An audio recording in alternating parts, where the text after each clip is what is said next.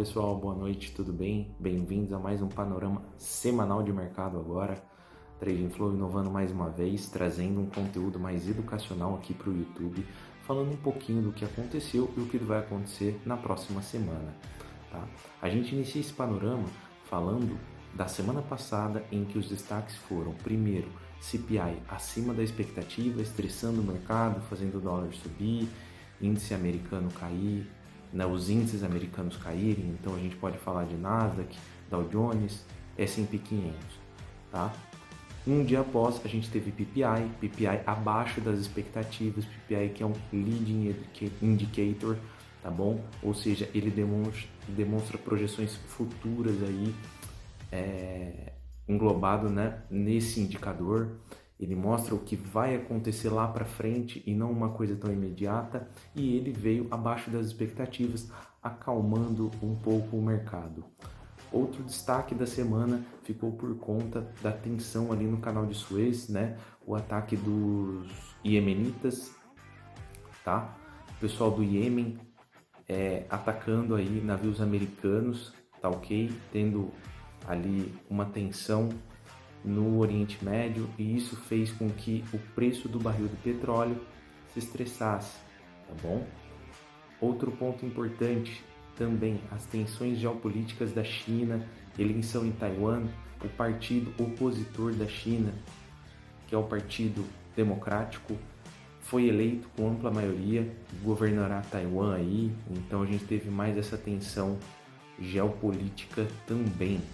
Falando um pouquinho agora da semana que entrou, a gente pode começar falando na segunda-feira do Fórum Econômico, tá? Mundial que está acontecendo, e a gente pode falar como destaque na segunda-feira da produção industrial na Europa, tá ok? Dados de produção industrial, Europa é um continente muito manufatureiro, produz muita manufatura, então os índices ligados, tá, e dados ligados a esse aspecto fazem muito preço no euro e podem fazer no mercado também, tá? O legal da gente falar aí, englobando educacional, é que cada indicador faz preço na devida força em que o país que gera esse indicador atua, né? Por exemplo, se a gente pegar ordens, né, machine orders no Japão, ou seja, o quanto estão investindo em maquinário no Japão. O Japão é um país extremamente manufatureiro, tá? Que ele tem uma balança comercial muito positiva, ele exporta muito, ele compra muita commodity barata e vende o produto manufaturado com um preço muito mais alto, né? Com seu lucro aí agregado em cima, fazendo com que o Japão possa oferecer taxas de juros menores, já que a sua balança de pagamentos é muito positiva, tá ok?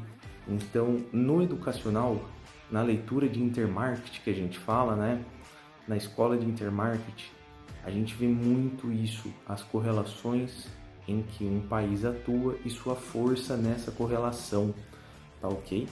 Bom, voltando aí, falando um pouquinho do nosso panorama, na terça-feira o destaque fica para o desemprego no Reino Unido, tá? É um país de moeda muito forte, né? A libra esterlina é uma moeda muito forte, perdeu um pouquinho de força depois que o Reino Unido saiu da União Europeia, mesmo assim não deixa de ser uma moeda forte, tá bom? De ser um major, né, que a gente trata no Forex, tá? Na Alemanha teremos o High CP e o CPI. O High CP é um CPI harmonizado, tá ok? Ou seja, ele pega uma cesta de bens e serviços, faz uma harmonização de acordo aí com os aspectos de consumo, tá, dos consumidores, e solta o dado. O CPI é um pouquinho mais abrangente, para quem não sabe, o CPI é o Customer Price Index, ou seja, é um índice de preços ao consumidor. Esse é um dado mais ponta final, tá? Não é um dado tão inicial como o PPI, né? Não é um leading indicator como o PPI. E o High CP é uma ponta mais final, como já dito, mas muito importante aí para a gente ver a inflação, né? Quantos consumidores estão tendo na ponta final de inflação, tá bom? A gente também tem as expectativas de inflação do ECB. O ECB é o Banco Central Europeu, tá? Na terça-feira, tá ok? E por fim, na noite, nós teremos aí o dado mais importante que impacta muito a gente que é emergente aqui, os dados da China, tá? Brasil tem uma correlação altíssima com a China, a gente fornece aí muita commodity para o governo chinês, para a China em geral, poder manufaturar e mandar essa manufatura para o mundo inteiro. Então tudo que bate lá, bate muito aqui na gente, bate muito em Austrália, tá? Porque são alguns países aí que fornecem muita matéria-prima para a China. Na China nós teremos o GDP, que é o PIB, né? É o Gross Domestic Product, tá bom? Seria aí o PIB, tanto trimestral quanto anual, tá? Vamos ver se esse dado vem em linha, vai ser um dado muito importante para o mercado. E nós teremos dados de produção industrial, taxa de desemprego, investimento urbano. A China é um país que até a década de 80 era majoritariamente agrária e depois o pessoal foi muito para as cidades. Mais de 60% da população chinesa mora nas cidades e o dado de construção civil na China toma de 8 a 10% do PIB. Então a construção civil chinesa é muito forte. É um dado aí que demanda muito ferro, tá? Muito cimento, muita água também, por incrível que pareça, mas muito cobre, outros materiais aí, outras commodities, tá bom? Esse dado de construção muito importante. Quarta-feira teremos aí o CPI da Europa e Reino Unido, tá bom? Vendas no varejo nos Estados Unidos, produção industrial e compras de máquinas no Japão, como já disse para vocês no comecinho, tá? Para mim o destaque fica aí nas vendas no varejo nos Estados Unidos e principalmente produção industrial também, para a gente ver como que anda a produção de manufatura nos Estados Unidos. Os Estados Unidos é um país que também manufatura muito e para o mundo inteiro, tem um mercado interno muito forte, com mais de 300 milhões de consumidores. É um dado para a gente ficar ligado, mas um dado que é pouco falado nos panoramas aí em geral e que para mim, Arthur, faz muito sentido, é o leilão do título de 20 anos dos Estados Unidos. O mercado está precificando muita inflação e o título de 20 anos é um título muito forte, ele tem muito juro agregado e muita expectativa agregada, né? O pessoal compra muito para hedge, para se defender. Os bonds em geral servem para isso, né? Não só para financiar o país, mas para defender aí na renda fixa os investidores. E um título de 20 anos, por conter muito juro embutido, quanto mais longo é o título, né? Quanto mais longe está o prazo de vencimento dele, mais juro embutido esse título tem e aí mais preço ele pode fazer num eventual leilão, um bid to cover, como já falei para vocês nos panoramas semanais. O que é o bid to cover de um leilão? Vamos supor que a gente oferta aí 1.000 papéis num leilão e aí o mercado vai lá e compra 2.000 papéis. Então a gente ofertou o mercado comprou 2 e a gente tem um bid to cover de 2, ou seja, o que foi ofertado foi comprado 2 vezes a mais, tá bom? Esse é fora a taxa de juro em que o título sai do leilão, né? Porque a taxa é negociada no leilão. O bid to cover, que é a quantidade de título comprada, também é muito importante para essa análise de renda fixa, tá ok? Vamos agora para quinta-feira, e na quinta-feira a gente tem o meeting do ECB, o Banco Central Europeu, tá? Nós temos os pedidos de desemprego nos Estados Unidos, um dado muito importante é o Jobless Claim nos Estados Unidos, tá? O começo de casas nos Estados Unidos também, um dado que não costumamos fazer tanto preço no dia, tá? Mas é muito importante aí para a composição da leitura, como está a força da economia americana, o começo de casas, das construções de casas, perdão. E para mim também agora vou falar um dado muito importante para vocês, muito legal, que é o título de 10 anos das TIPS americanas, tá bom? Quem não sabe, as TIPS são as treasuries americanas que possuem a inflação embutida no seu título, tá bom? Como tem a NTNB nos Estados Unidos, que ela vai pagar uma parte pré-fixada mais inflação, nos Estados Unidos nós temos as TIPS que vai te pagar esse mais inflação. Então o pessoal que tá de olho em inflação, que tá ligado em inflação, vai olhar muito esse leilão de 10 anos das chips, tá ok?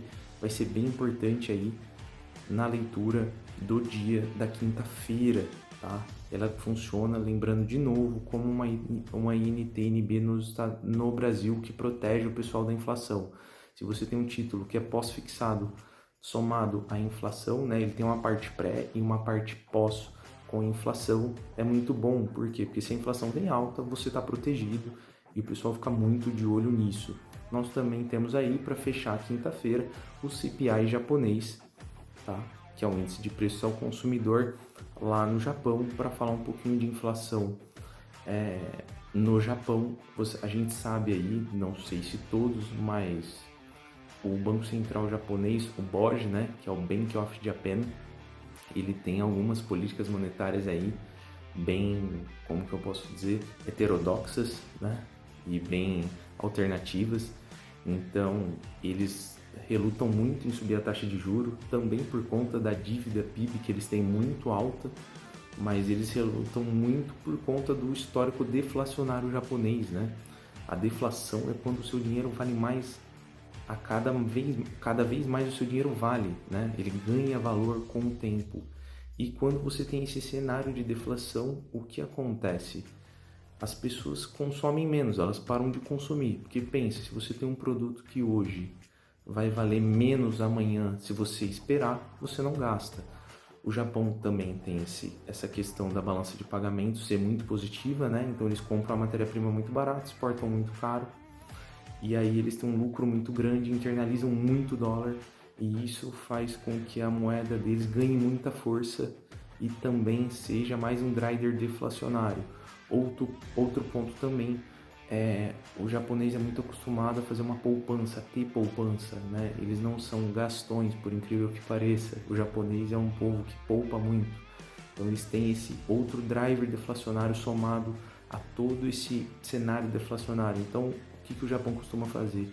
Ele costuma estimular muito a inflação, a ter juro baixo, estimular muito o consumo para poder sair, né, disso, que acaba sendo aí um problema para o governo japonês, porque pensa, se o dinheiro vale cada vez mais, eles têm cada vez menos inflação, eles podem gastar cada vez menos. Imagina você falando para um governo que ele não pode gastar muito, que ele vai ter que gastar cada vez menos.